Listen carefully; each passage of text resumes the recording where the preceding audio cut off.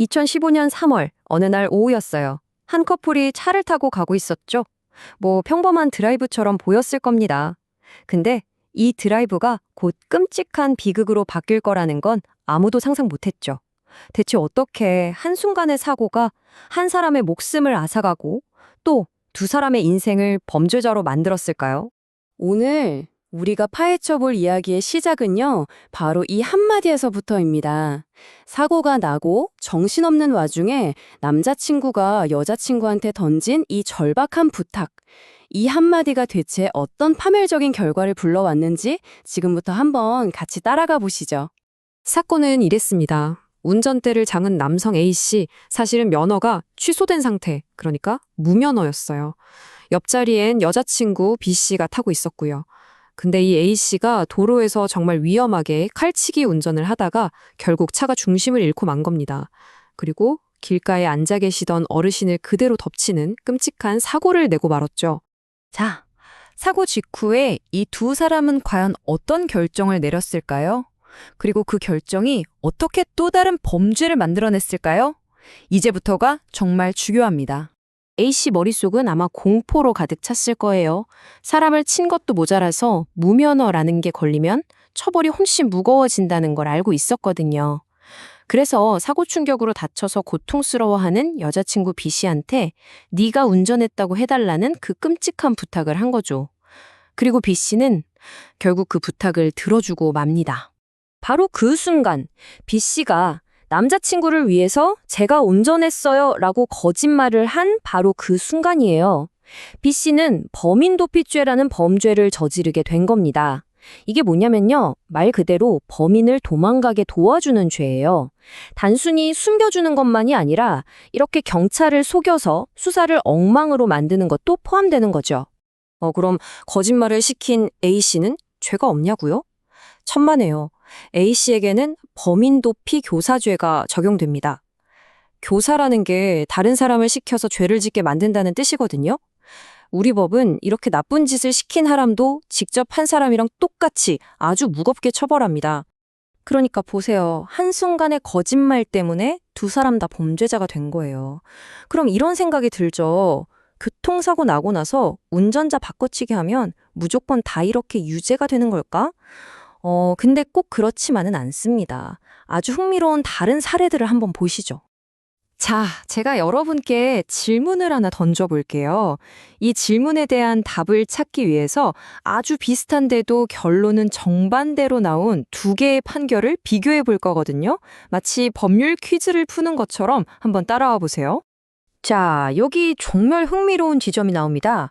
왼쪽은 2020년 울산 사건, 오른쪽은 2000년 수원 사건이에요. 둘 다 운전자 바꿔치기를 했거든요. 근데 보세요. 울산 사건은 유죄인데 수원 사건은 무죄가 나왔어요. 아니, 겉보기엔 똑같은데 도대체 왜 이런 차이가 생긴 걸까요? 자, 그럼 다시 우리가 처음부터 봤던 2015년 사건으로 돌아와서 법원은 최종적으로 어떤 판결을 내렸을까요? 이 판결을 보면 방금 전에 그 미스터리가 풀리기 시작합니다. 네, 법원의 판결은 아주 명확했습니다. 운전자 A씨는 당연히 유죄 판결을 받았고요. 그를 위해서 거짓말을 했던 여자친구 B씨 역시 범인 도피죄가 인정돼서 벌금형을 선고받았습니다. 결국 거짓말로 빠져나갈 순 없었던 거죠. A씨한테 적용된 혐의를 보면요. 이게 한두 개가 아니에요. 무면허 운전, 그리고 사망사고에 대한 책임은 기본이고요. 여자친구한테 거짓말을 시킨 범인도피교사 혐의까지 추가됐죠. 근데 여기서 끝이 아닙니다. 이 사람이 과거에도 비슷한 범죄를 저지른 전과가 있어서 형량이 더 무거워지는 누범가중까지 적용됐습니다. 자, 이제 미스터리를 풀 시간입니다.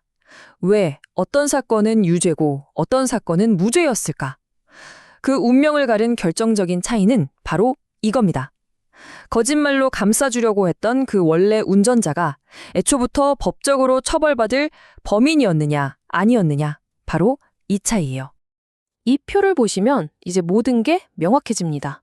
무죄가 나왔던 2000년 수원 사건을 보세요. 이 운전자는 종합보험에 가입돼 있었고 사고도 경미했어요. 그래서 교통사고 처리 특례법에 따라 형사처벌 대상이 아니었습니다. 검사가 기소조차 할 수 없는 공소권 없음 상태였던 거죠. 그러니까 법적으로 숨겨줄 범인 자체가 존재하지 않았던 겁니다. 그러니 그를 위해 거짓말을 했어도 범인 도피죄가 될 수 없었던 거죠. 자, 여기서 우리가 진짜 꼭 기억해야 할 규칙이 있습니다. 교통사고 처리 특례법이라는 게 있어서 종합보험에 가입하면 웬만한 사고는 형사처벌을 면제해줘요. 하지만, 아주 큰 하지만이 있습니다. 무면허 운전, 음주운전, 중앙선 침범 같은 12대 중과실에 비해서는 절대로 예외를 봐주지 않습니다. 이런 경우는 보험이랑 상관없이 무조건 형사처벌 대상, 즉 범인이 되는 겁니다. 이제 법이 어떻게 돌아가는지 이해가 되셨죠? 그럼 이 내용을 바탕으로 만약 사고가 났을 때 무엇을 해야 하고 또 반대로 무엇은 절대로 하면 안 되는지 아주 명확하고 실용적인 조언으로 정리해 드릴게요. 사고가 났을 때 다른 건 몰라도 이 세 가지만큼은 무조건 피해야 합니다. 잠깐의 두려움 때문에 네가 대신 운전했다고 해줘라고 부탁하는 순간 또는 그 부탁을 덜컥 들어주는 순간 당신은 사고와는 전혀 다른 또 하나의 범죄자가 되는 겁니다. 처벌이 2배로 늘어날 수 있다는 거 절대 잊지 마세요. 물론 사고가 나면 누구나 당황하고 머릿속이 하얘지죠.